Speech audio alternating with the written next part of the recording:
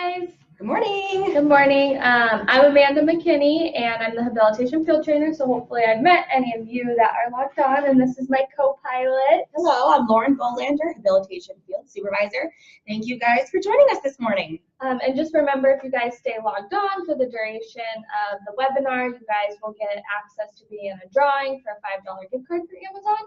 And Amazon buys like tons of reinforcers or like cheap little objects or anything that can help out your sessions, or you can spend it on yourself, whatever works for you. You deserve it. So today we are going to be talking about functional communication training. That's kind of a long word, so we like to use FCT. Makes it a little bit easier when you're talking about it. And this kind of goes back to our last webinar that we were talking about improving positive behaviors and decreasing challenging behaviors. This is also another tool to help do that. It's virtually one of the easiest things to teach. You're probably already doing it and you don't even know there's a method and a word for it. So we're just going to jump into what it is and what the form of different communication can be. So after the title page, the first slide, so functional communication is basically getting what we need and getting what we want. So if I need to go to the bathroom, I ask, can I go to the bathroom? If I want coffee, I ask, can I have coffee? Asking for help, so if I need help doing something, that is a form of functional communication, and it's advocating for ourselves and saying no. So often we want our kids to comply, and we want our kids to listen to our demands, and not that we don't want that, we just want them to be able to say no and to voice their own opinion, because we're allowed to say no as well. So we should give them that option. I like to go for a nice like 70-30 ratio, so if they are complying 70% of the time, 30% is adequate enough to not comply if they're using it appropriate through functional communication. So not complying meaning we'll go into how they can appropriately not comply, if you will. Yeah, and I find that a lot of challenging behavior surrounds when kids are unable to communicate their wants and needs, like asking for help, wanting to cease an activity. So once you build up their communication repertoire, you find that a lot of those challenging behaviors decrease because they have a way to get their needs met. Like Amanda said, it's totally okay for them to not want to do something. We do that as humans all the time, and so we need to teach our kiddos appropriate ways to do that. Definitely. So some of you may be thinking, how do I teach functional communication training if my client doesn't verbally speak? Well, as we know and as we've learned, there's tons of ways of communication. So they can, verbal speech is obviously one of them. If your kiddo isn't using full sentences or isn't using full words, you can definitely, break it down into smaller words until they get the full thing. PECs, so the picture exchange. So if they want to be all done or have a break, or have an item, they can give you a picture of it. OGCOM, so obviously on their device, you can teach them to do it on that. Sign language or gestures. So for example, if you want to teach them, pick me up instead of screaming or crying, you could just teach them like this, like up, if they're unable to verbally say it. So other FCT is just behavior, body language, eye gazes, vocal approximations, and facial expressions. So we're going to move on to the next slide to go over, what communication is. Excellent. So it is a critical foundational skill. It obviously, communication surrounds our world. We need to be able to communicate our wants and needs in order to function in the environment. It impacts independence, academic, and social success. You got to be able to communicate those things if you want to be successful in those. It's one of the most fundamental human skills.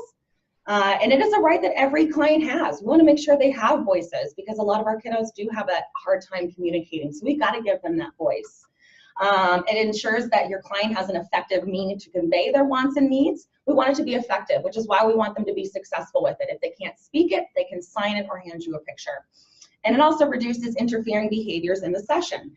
That's going to happen. Kids want to be all done with something. Let's give them an appropriate way to do that. The communication system should be based on the client's strengths. So we want to make sure that they're successful with it. If they're not able to accessibly achieve that language, we need to be able to give them an appropriate way and an easy, accessible way for them to do it. It needs to be accessible throughout their normal day and session, so they should be able to access this throughout the entire day. And we want to be able to get the client what they want and need. So if they have wants and needs, that we want to make sure that we give that to them. It's also supported by planning, instruction, practice, and reinforcement. We got to make sure that we kind of plan out what that FCT is going to be looking like. We want to make sure our instructions are clear and we give them a clear way to navigate that. Practice it, because that is one of the most important ways to learn the skill. We want to make sure that we're giving them tons of opportunities to be able to use that functional communication.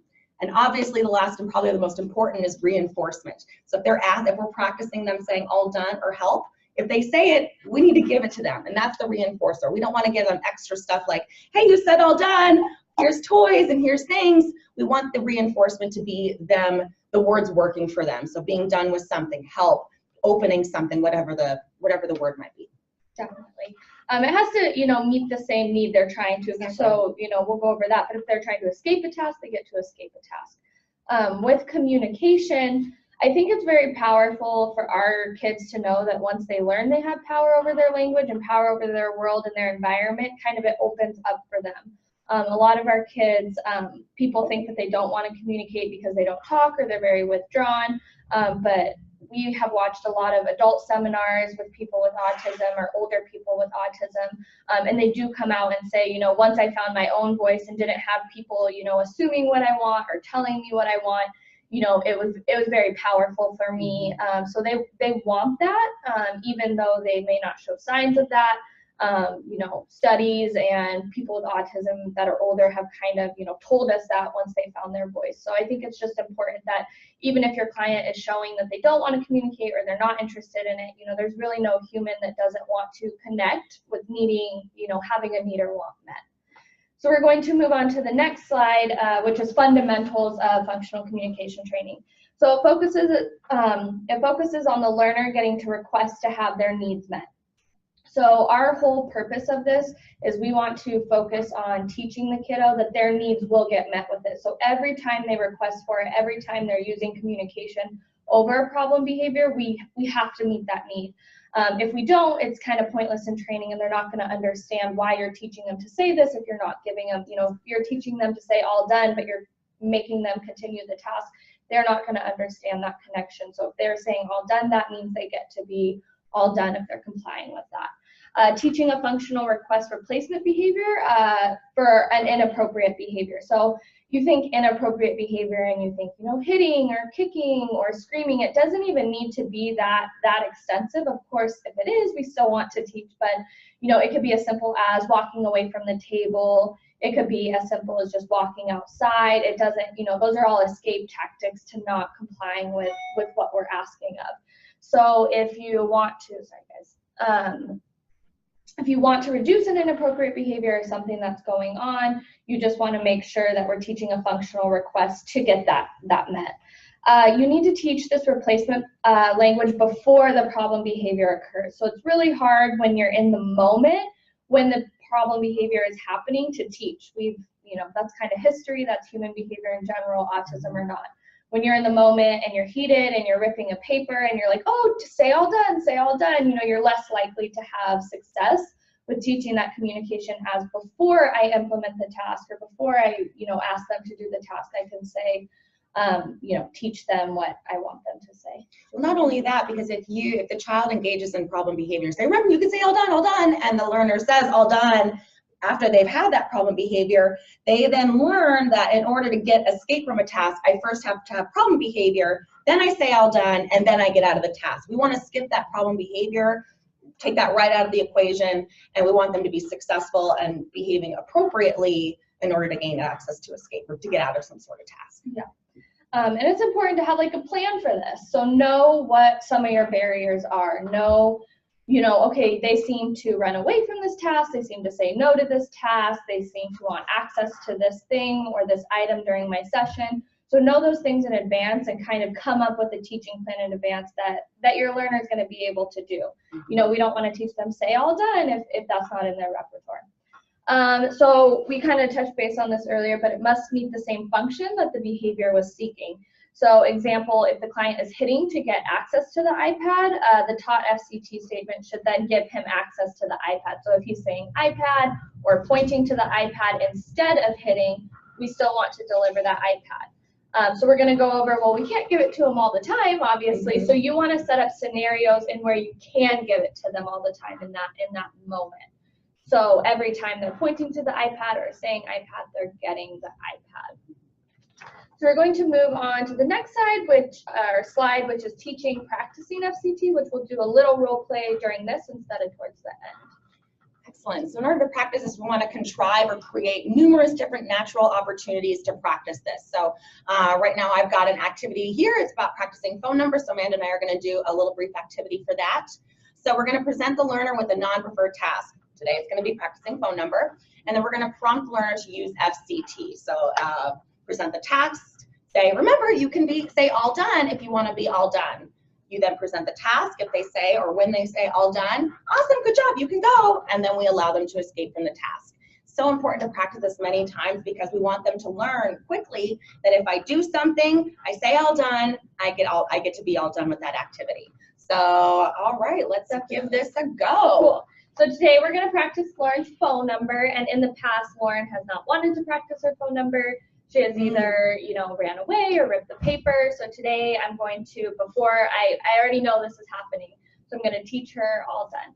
Okay, Lauren, so today we're going to work on our phone number. We get to write all 7 digits. How exciting. Remember, if you want to be all done, you can say all done. How about you try it? Say all done. All done. Awesome. Great. Okay. So let's start with the 6 and the 0 and the 2.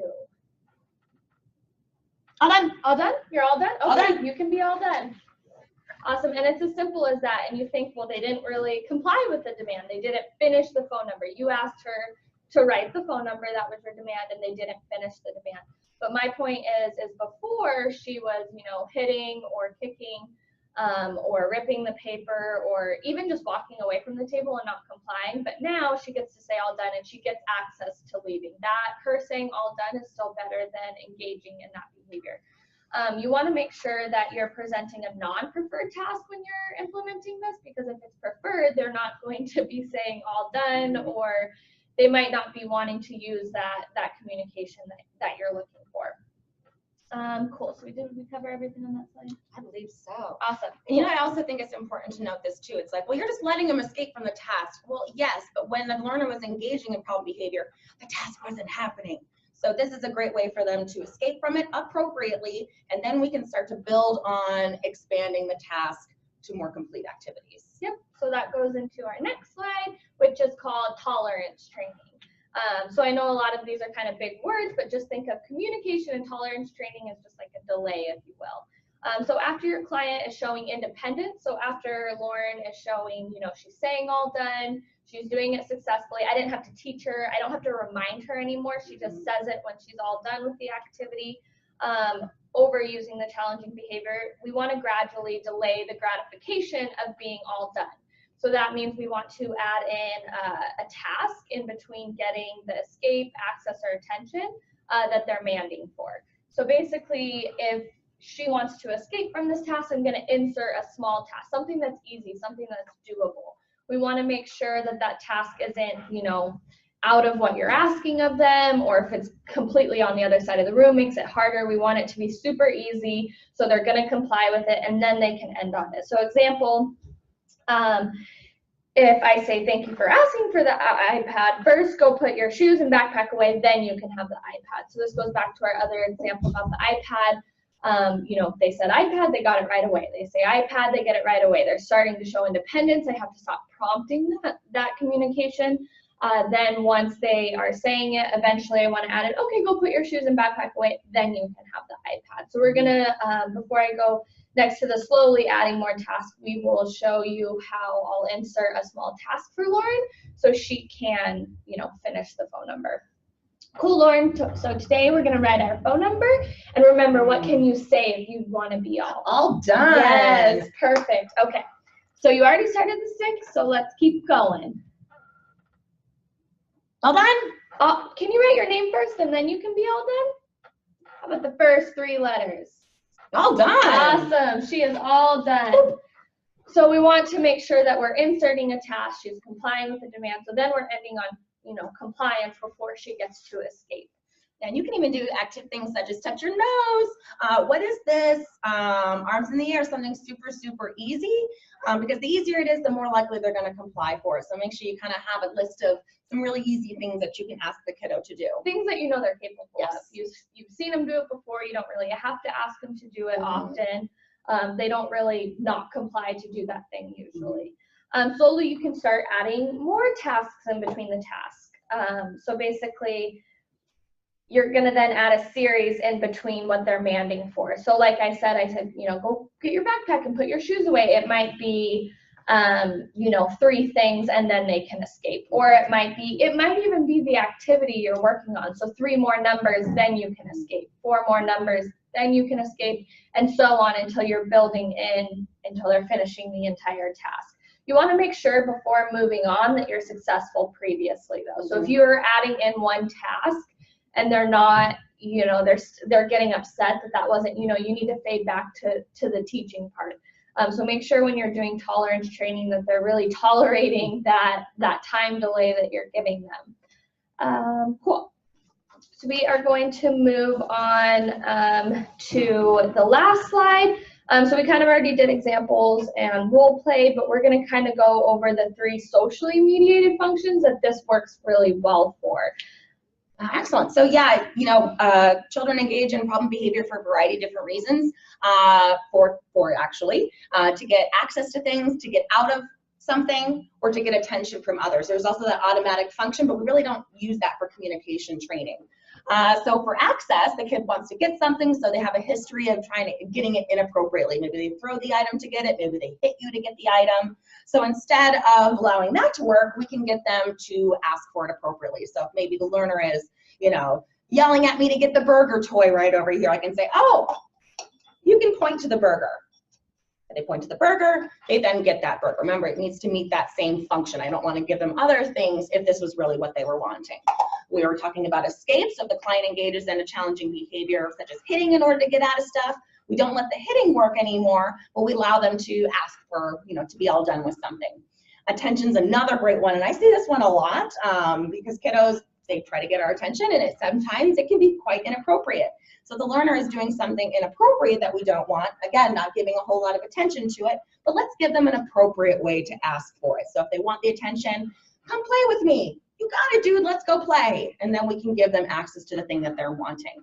We want to make sure, like we were talking about in the last webinar about, you know, differential reinforcement. We don't give a lot of attention to that negative stuff, but we want to teach them something appropriate. And a big part of that replacement is teaching the kiddo to talk or to communicate their wants and needs. Yeah. And it can be, you know, these are all examples that seem, you know, if a problem behavior is happening, do this, but you can do it as simple as, you know, I have an example of Mr. Potato Head. The kid just keeps grabbing the pieces from you. Oh, you want the arm? You can say arm and then give it to them. So it doesn't have to be this big old thing where they're hitting. We're just trying to increase their communication in general. So if they're wanting, you know, something and they're just grabbing it, or they're just, even if it doesn't seem like that big of a problem behavior, if you will, we want to increase their language. So they really shouldn't get, you know, access or escape or really attention unless they're asking for it. You know, if I want access to food at a restaurant, I have to ask for it.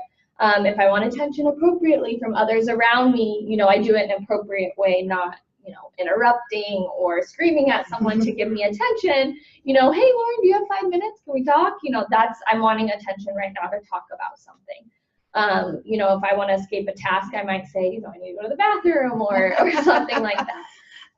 So we have a little bit of, we didn't have that many slides today. Can I add one more thing to that? Yeah. You know, sometimes you might have behavior breakdowns. So if you've got this kiddo, they're doing a great job escaping or asking to be all done with something, but all of a sudden now you're starting to see those outbursts again. That's very likely to have happened. So if that happens and I'm placing the task and Amanda has a verbal outburst like, oh, maybe she gets really mad at me, I can say, oh, remember, what did we say when we want to be all done? She says, all done. I say, awesome, let's try it again, because I don't want to reward her with escape if she had that problem behavior. Let's try it again. Write the number 2. She writes the number 2, says all done. Now that's how you say all done. Good job. And then we can allow them to escape.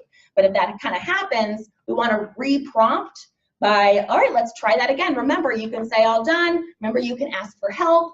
And then we present the instruction. They say it, and then we allow them to have it. I think we have a question from the audience. Perfect. So if you guys, also if there is any, since we do have a little bit extra time, we'll answer this question, but if anyone else has another question, we can answer that. So is this applicable to kids who are very low functioning with their communication skills in general? Definitely. Oh, yeah. Definitely. So this just goes back to I guess I could give an example more of what's something you struggle with, so I could speak to that rather than, low functioning. It's not necessarily, so those terms, not that they hit hard with me, they're used widely, low functioning and high functioning, but it might appear to us as low functioning, but we actually don't know what's going on in their brain, right? They could actually be high functioning in their brain. It's just not, it doesn't appear that way to us outwardly.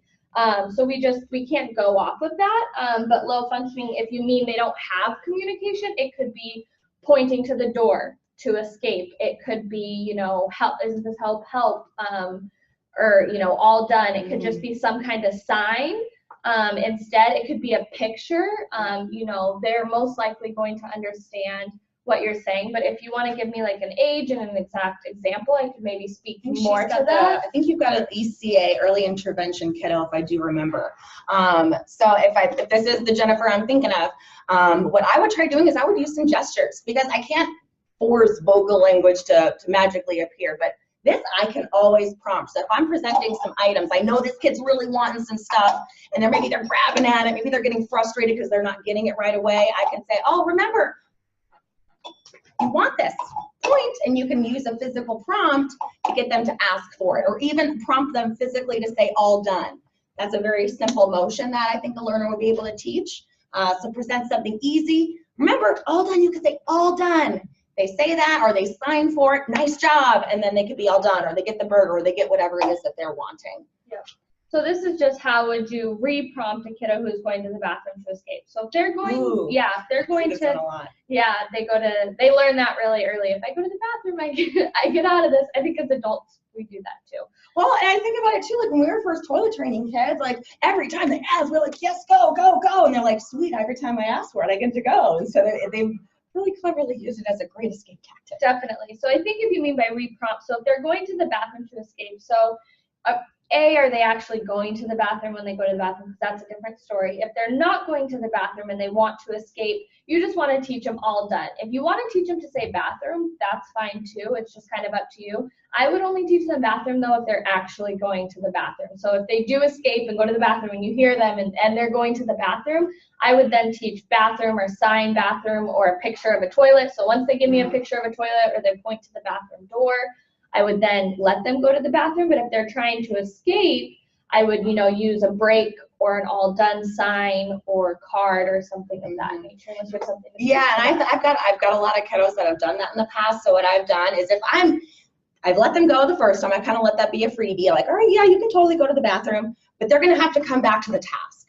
They're not going to escape from it completely. So as long as they're coming back, I'm pretty okay with that. But if we're starting to see a trend, we're starting to see them ask for it every 2 seconds, I can then use tolerance training, because they're telling me they're wanting to go to the bathroom. I can say, you can ask for a break, or we're going to do 2 more and then you can go to the bathroom. And then if they want to go to the bathroom and they start doing other stuff, I can say, well, you asked to go to the bathroom. Let's try, and then we can come back and do something else. But yeah, I see that quite a bit as an escape. But tolerance training is totally okay to use, even if it's the bathroom.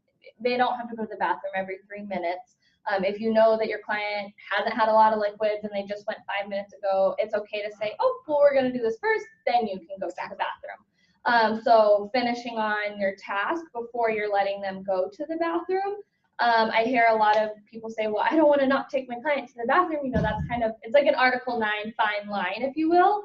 But if you know your client just went, they haven't had a lot of liquids, or you know that they're going in the bathroom and just messing around, they can finish the task and then they can go if they really need to use the restroom. Good question. So, really good question. and yeah, because I think it's, when you're dealing with like bathroom and food and training on that, you also have to realize there's an Article 9 fine line, right?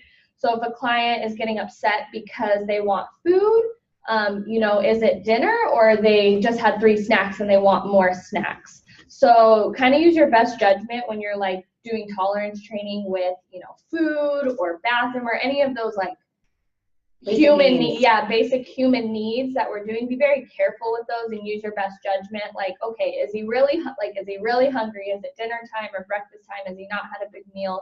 Or is it, he just had 3 snacks and he wants another snack? He can wait until the task is done to then deliver the item, or if they're asking for it appropriately. You're not withholding it at that point. You're just allowing them to earn it after they do that activity. Cool.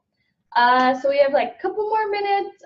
So we'll go ahead and just kind of say bye unless you guys have any. Yeah, do you guys have any other questions? If you guys have any other questions, do we say anything, Isaac? It's cool. Cricket chirp, cricket chirp. Alrighty. So again, this is recorded. We'll put your name or names in the thing to get an Amazon gift card. We'll be doing one next month that is all about summer, preparing you guys for summer, preparing you guys for outings, how to plan for that. Summers get really hard for providers because you seem to have longer shifts and more shifts.